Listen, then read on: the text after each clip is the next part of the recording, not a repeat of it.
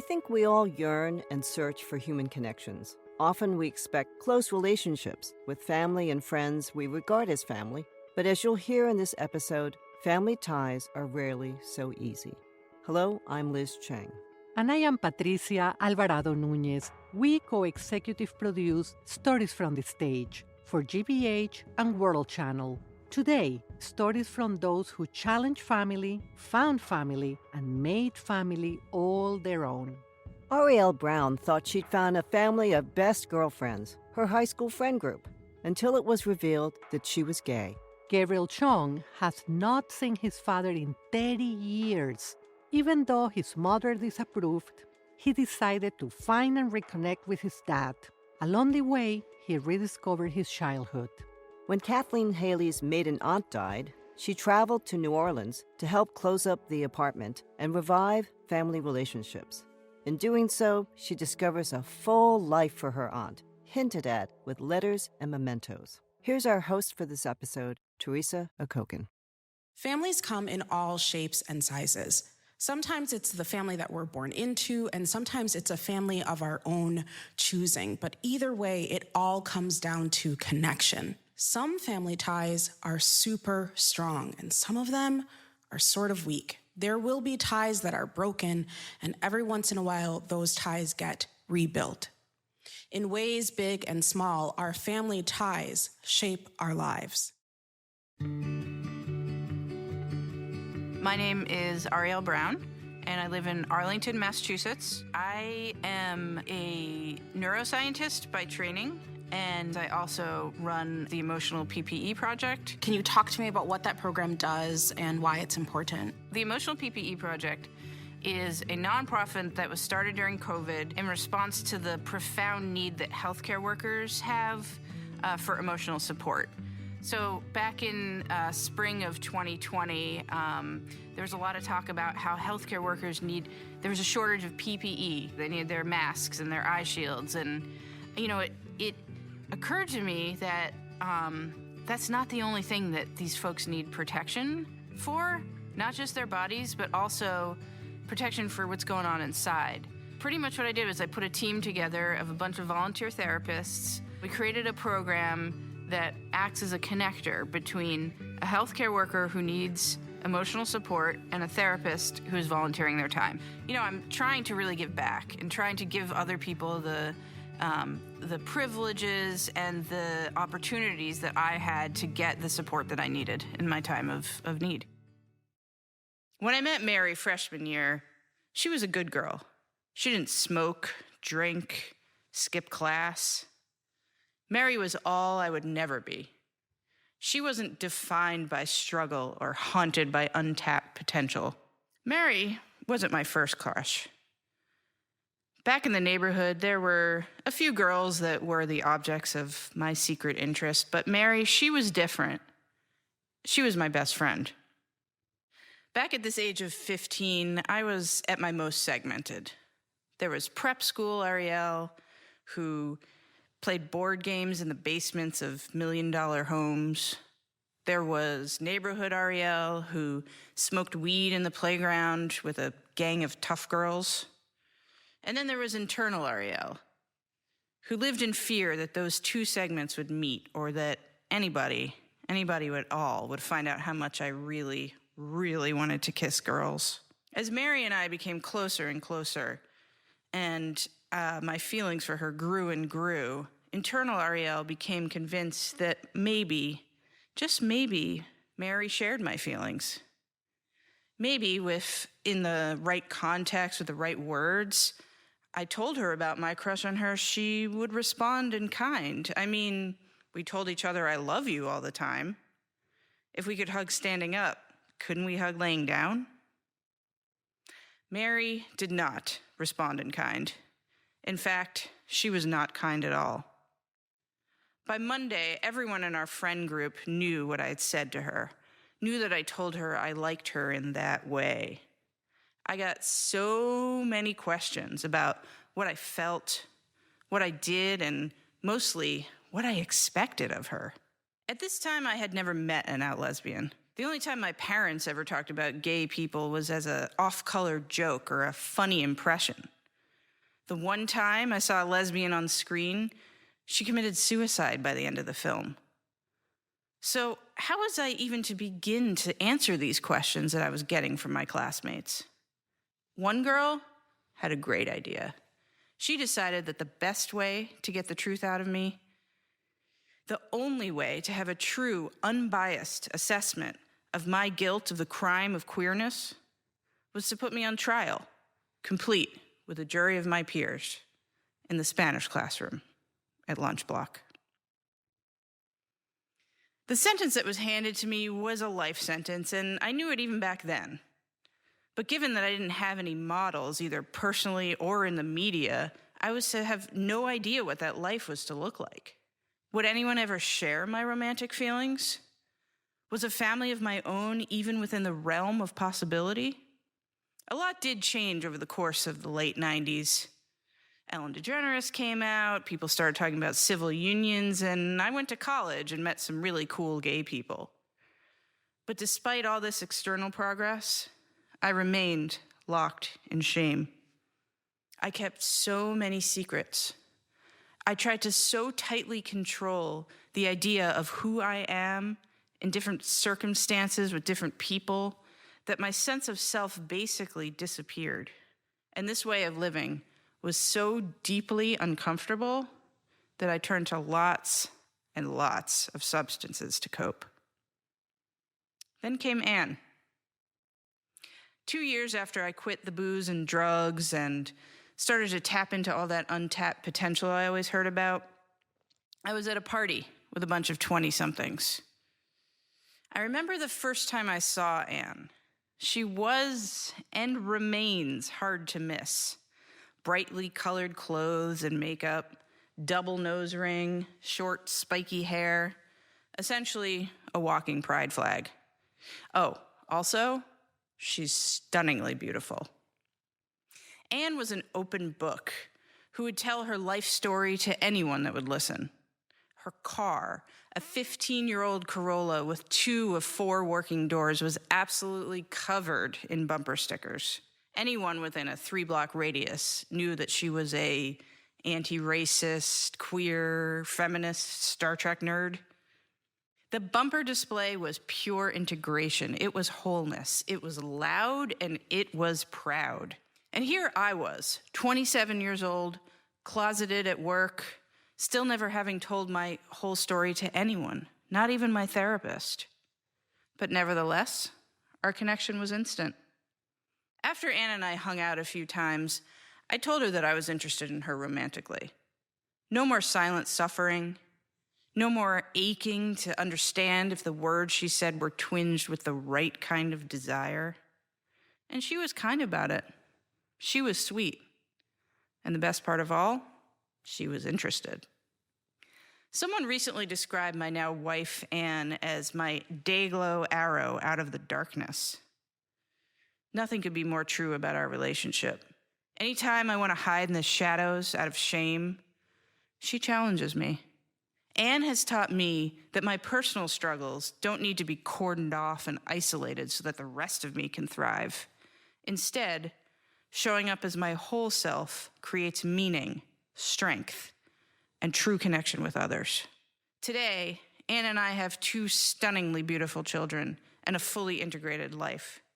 I'm closeted nowhere, and I even have a career that celebrates and values my mental health journey. My parents have come a long way too. They adore our family and even have a pride flag doormat. People say to me sometimes they're sorry I had to go through what I did as an adolescent, but not me. If I hadn't gone through all the trials, I wouldn't be able to model authentically for my children that they never have to hide their truth.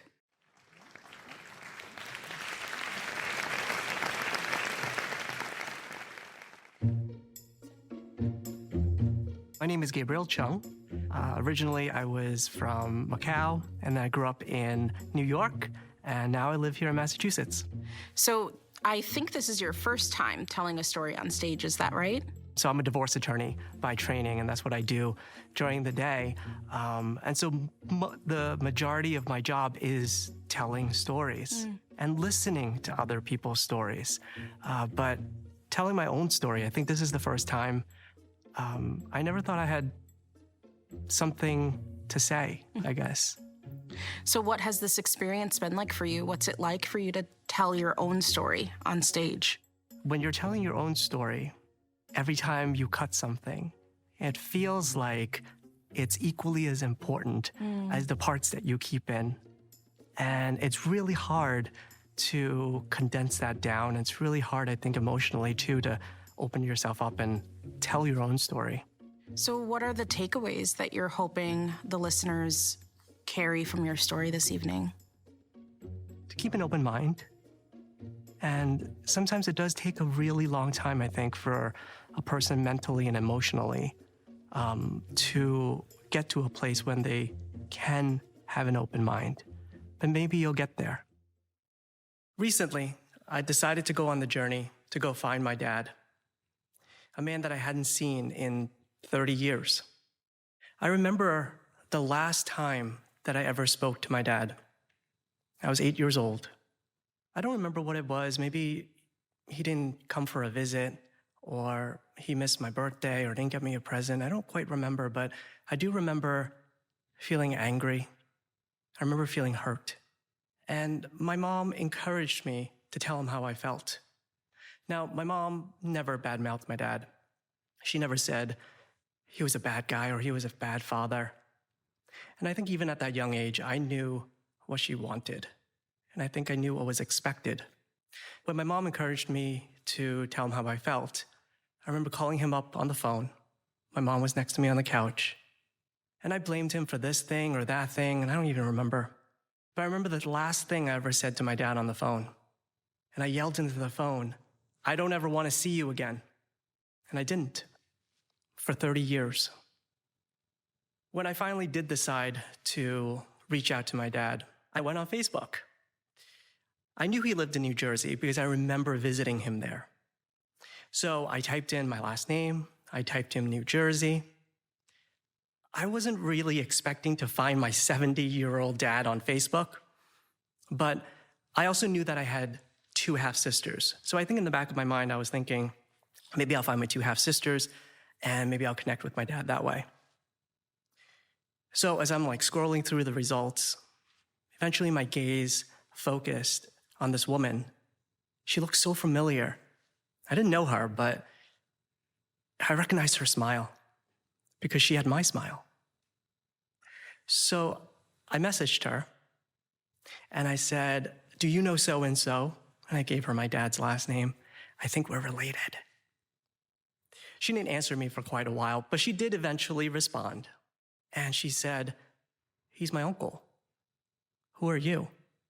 And just like that, I had a new cousin. We eventually did connect by phone and we chatted. And I was so nervous because this was the first time in 3 decades that I've any contact with that side of the family. We talked about the family, how I grew up. The most surprising thing that came out of that conversation was that she told me she knew I existed. She used to see pictures of me in my grandparents' basement, but whenever the topic of me would come up, it was quickly brushed under the rug. She eventually did ask me whether or not she wanted her to share the information with my dad to contact me, and I said, "Absolutely, please." A couple of days later, my dad called me. We chit-chatted for a little while. It was really superficial, and the conversation was over in about 20 minutes. It was one of the most awkward conversations I have ever had. And at the end of the call, I said, "We should meet up." But we didn't. Not for another year. I thought I was ready when I began this journey, but because of all the emotions that got dragged up during this connection, I started feeling the hurt and the anger, but not the way I used to, because I think time does that. A year after that, I went down to New Jersey to go meet my dad for the first time. A couple of days before that, I had connected with my 2 half-sisters, and they told me that my dad was extremely nervous to meet with me. He didn't know if I was going to be angry, if I was going to lash out, what I was going to say. I met with my dad at a diner near his house. I got out of the car, and I saw a man that looked exactly like me, only 30 years older. I gave him a hug. I don't think he expected that. We went inside the diner and we ordered, and we chit-chatted for a while. And eventually he asked me, "What do you want to know?" And I'll tell you anything you want to know. I think I've been waiting for this moment for 30 years, and now I couldn't even look him in the eye. So I looked down and I said, "I want to know if the memories that I have are mine. I want to know where I came from, and I want to know what happened." I didn't ask him the question that I really wanted an answer to, which was, why weren't you around? Why didn't you try harder? He started to tell me about the memories that he had. He told me that he didn't blame my mother for leaving him because he knew he wasn't strong enough to keep her. He told me that we used to have weekend visits together, but whenever he dropped me off, my mother would start a fight with him, and he didn't want to fight. She would tell him not to come, and eventually she moved and didn't tell him where we were going. It just got too hard. And I don't know if he meant that it was too hard for him, it was too hard for me, or the both of us. He also told me that he thought about me all the time, especially during my birthday and New Year's. And he told me that he never moved because in the back of his mind, he knew that I would find him one day. I guess here we are.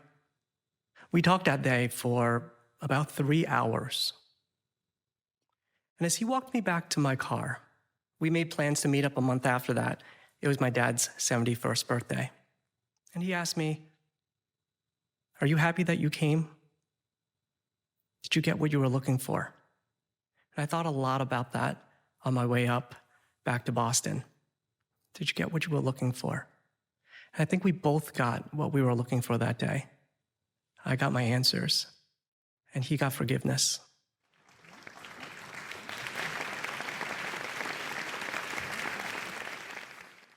I want to know where I came from, and I want to know what happened. Gabriel's words really spoke to me. His pain and anger, his curiosity, his compassion. I kept thinking, Liz, his humanity really is on full display here. I agree, Patricia. He was really like an open book with his experiences and his emotions. Well, we all benefit in hearing from storytellers like Gabriel. Help us find more fascinating journeys by going to give.worldchannel.org/stories. Next up, Kathleen Haley shares her experience of saying farewell to her aunt Adelina. My name's Kathleen Haley. I was born and brought up in Boston, and I currently work in communications and healthcare. I'd love to hear more about your love of travel. I understand you've lived in many different cities. Can you tell me a bit about what that's been like for you? Yes, I've been very fortunate to live in Europe for several years, as well as in different cities in the U.S. I spent some time in France and Barcelona, Spain for 6 years. And then the second longest place I lived in was New York City. That's amazing.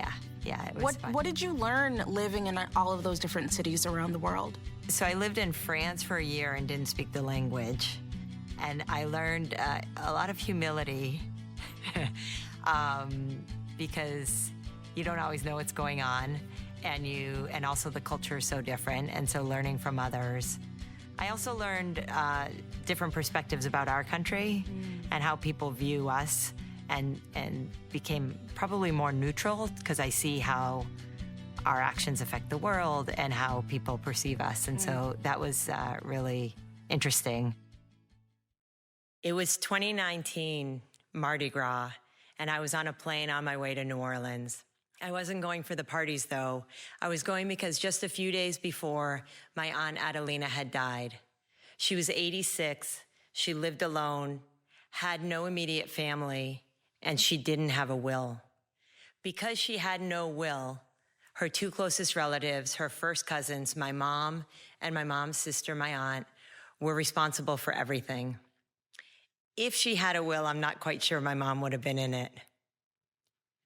My cousin and my aunt from El Salvador were already in New Orleans, and they needed somebody from my family to be there very quickly so that we could divide up Adelina's belongings and clear out her apartment before they returned to Central America. My mom wasn't able to go, so one of us kids had to.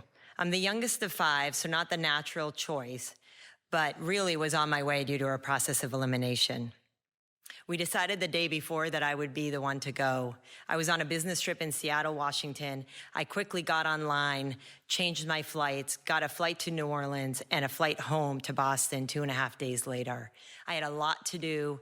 It was a busy time at work, and I didn't think I could take another day off of work. On the plane, I thought about what was going to go on when I got to New Orleans, what to expect, really. My aunt and my cousin had been there for a few weeks, which was great, but my Aunt Adelina had actually been in and out of the hospital for several months, so I wasn't sure what the apartment was like. And while Tia Ka and Bay had cleaned the apartment a bit, it wasn't in great shape when I got there. We had a lot to do. That first night, Bay made us pasta for dinner. She boiled the water, and while she was doing that, I searched the apartment and found some good wine. Well, I thought it was good wine. It might have been good when Adelina bought it. It was pretty bad when we drank it, but we drank it. And after a quick pasta dinner and a bad glass of wine, I stood up, looked around, and said, "Where do we start?" My aunt looked at me and said, "Oh no, it's time to rest. Es la hora de descansar." And I said, "Oh no." Probably rudely, I said, "I have 2.5 days. We got to get started." My Aunt Tia Ka retreated to her bedroom. She was over late 80s and mourning her cousin. And I wasn't helping, but we had a lot to do. And so my cousin Bay and I got started. We divided up the work. Because I was the English speaker in the group, I got the paperwork, and I had to look through every single paper in the apartment to figure out what needed to be done, what bills needed to be paid, what utilities needed to be canceled. And then I had to figure out other things like how and where to cremate her. The list went on, and my energy was high, and I really wanted to make sure I did everything right for the family. Most of the papers I found were in old boxes, and I would take those shoe boxes into the living room or the dining room and search through them, and mainly throw most of it out. But I was thrilled when I started in the bedroom. Adelina had a tall bureau, 4 or 5 drawers, and I opened up that top bureau, and amongst the knickknacks and some watches and other things, I found some love notes. Adelina had had a boyfriend. I had no idea she had a boyfriend, and I ran out to tell my cousin Bay. Turns out she had a few companions over the years, but there was one in particular, Bob, who was special to her and her to him. And Bay gave me some insight about what the story was. And I looked through those notes and cards, and I read every single word that Bob had written, but he was a man of very few words. There was a short Christmas card, there was a note from flowers, and a couple of letters. And then there were photos. Adelina loved to travel, so there was photos of her from all over, and I looked through these things, and I got to know my aunt a little bit better. I wondered how many other stories I didn't know, and how many times had I filled in those gaps with stories of my own. And as I read through her love notes, I thought about my mom. You see, my mom never kept anything. I searched my whole life for the notes that my father had written to my mom before they got married. And I later found out that she had hid them away really well and then burned them after he died. Because in her words, they were for her and her alone. And then there I was reading the notes that were no longer for Adelina and Adelina alone. And I felt a little uneasy, like I was snooping. And I didn't know, were these stories for me to know, to tell?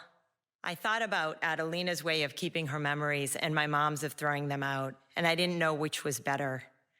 What I did know at that moment was there were a lot more papers to go through, and so I started on the work again and kept on going. One of the best parts of this weekend was my time with Bay, my cousin. We hadn't had a lot of time together as adults. And so having one-on-one time together without other family members around was wonderful. I really got to know her better. I got to know Adelina better through her. And then I got to know my mom better as well.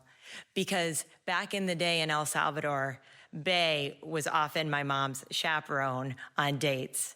And while I'd love to believe and firmly believe that my father was my mom's one great love, there were lesser loves before him. And Bay was there to see. Bay was there on the picnics by the lake or the dancing till dawn at parties, and she filled me in on all the details, and it was wonderful. They had so much fun. Bay and I also got to know each other really well, so we found out we both loved to travel, and we were going to meet. We planned to meet in New York City soon for a weekend. And all the while, we sorted through Adelina's things, deciding what to keep and what to throw away. But we started to do it at a different pace, a much richer, slower pace. Just a couple days later, I was back at home in Boston, and I had new memories, I had a lesson learned, and I had a few tasks. There were two things I needed to do right away. I got myself a will, and I went through my papers, and I threw some out, because in my mom's words, they were for me and me alone. The last task is New York. I still have that pending trip. So, Bay, we have to book that trip soon.